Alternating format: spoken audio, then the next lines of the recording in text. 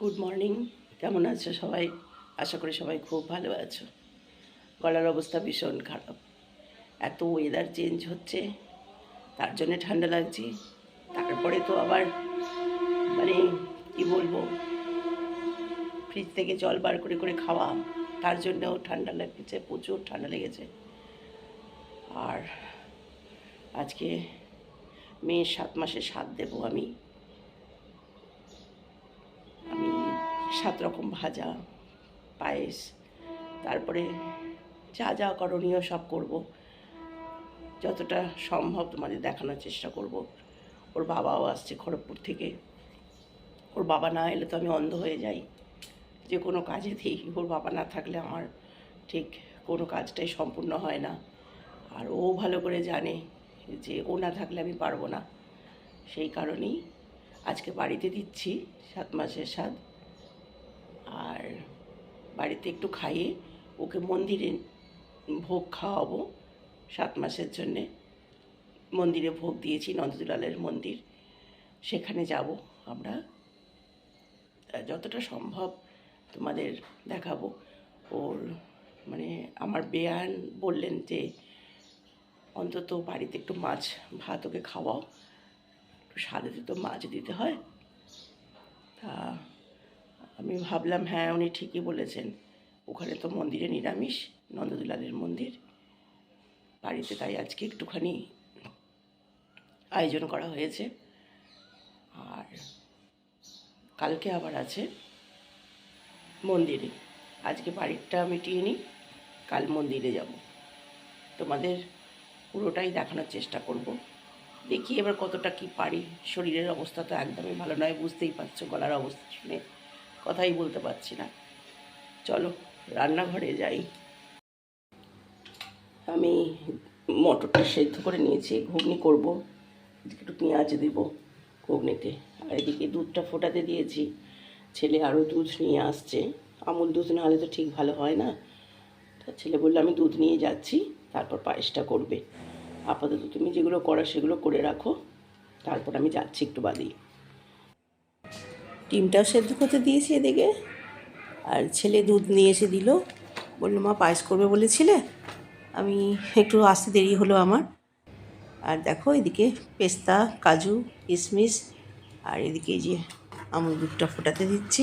এটা একটু গাঢ় করে নিই, তারপর পায়েসের চালটা দেবো। চালটা ধুয়ে নিই ততক্ষণ। আর আজকে যা রান্না করব, তোমার মাছের মাথার যেটা আছে, বিরাট মাছের মাথা, এই দেখো, এই মাথাটা দিয়ে ডাল হবে। ভাজাগুলো আমি করেই নিয়েছি, 7 রকমের ভাজা করেছি। দেখো, আলু, বেগুন, বড়ি, ঢ্যাঁড়স, কুমড়ো, মাছ, পটল, সব 7 রকমের আমি ভাজা করে নিয়েছি। আর এদিকে এই একটা মাছ ভেজে দিলেই 7 রকম হয়ে যাবে। ওরটা আমি তুলে রেখে দেবো। আর এই যে কন্যা আমার রেডি হয়ে বসে আছে। শাড়ি পরবো না করতে করতে যাই হোক একটা শাড়ি কোনো রকমে পরেছে। সত্যি কথাই, যা গরমটা পড়েছে, কি শাড়ি পরবে, আমাদেরই ভালো লাগে না, মনে হয় যেন নাইটি পরেই থাকি ঘরেতে সারাক্ষণ। আর এই দেখো থালাটা আমি সাজিয়ে দিয়েছি, খেতে দিয়েছি। আমাদের যেটুকু নিয়ম আমরা সেটাই করলাম। এবার মন্দিরেও যাব, মন্দিরেও সেখানেও খাওয়া দাওয়া আছে। ওখানেও ওকে বলেছে ভালো করে থালা সাজিয়ে ওকে খেতে দেবে। তার কারণ হচ্ছে গিয়ে ওখানে নতুন থালা বাটি গ্লাস সব নিয়ে যেতে বলেছে, ঠাকুরকে দিয়ে তারপর ওকে দেবে। আমি রেডি হয়ে গেছি, যাব নন্দদুলালের মন্দির। কালকে তো বাড়িতে মেয়েকে সাথ দিয়েছিলাম, আজকে মন্দিরে সাথ দেব। তোমাদের তো কালকে বলেইছিলাম যে আজকে মন্দিরে আমি মেয়ের স্বাদের ব্যবস্থা করেছি। তার অবস্থা খুব খারাপ, একদম কথা বলতে পারছি না। চলো তোমাদের মন্দিরে নিয়ে যাই, নিয়ে গিয়ে দেখাই নন্দদুলালকে। আর ভোগেরও সমস্ত আয়োজন করা হয়েছে। এর বাবা চলে গেছে, এবার আমিও বেরোবো। চলো তাহলে যাই মন্দিরে। এই হচ্ছে আমাদের নন্দদুলাল। কত বছরের যে পুরনো মন্দির তার কোনো হিসেব নেই, বহু পুরনো মন্দির। হুগলি জেলার মধ্যে এটাই সব থেকে পুরনো বা বড় মন্দির, নন্দদুলাল। প্রত্যেক দিন সন্ধ্যাবেলা এত সুন্দর সন্ধ্যারতি হয়, দেখে প্রাণ মন জুড়িয়ে যায়। দুদিন ধরে আসছিলাম, আজকেও যদিও আসবো সন্ধ্যাবেলা। আজকে সন্ধ্যের ভোগটাও আমাদেরই দেয়া।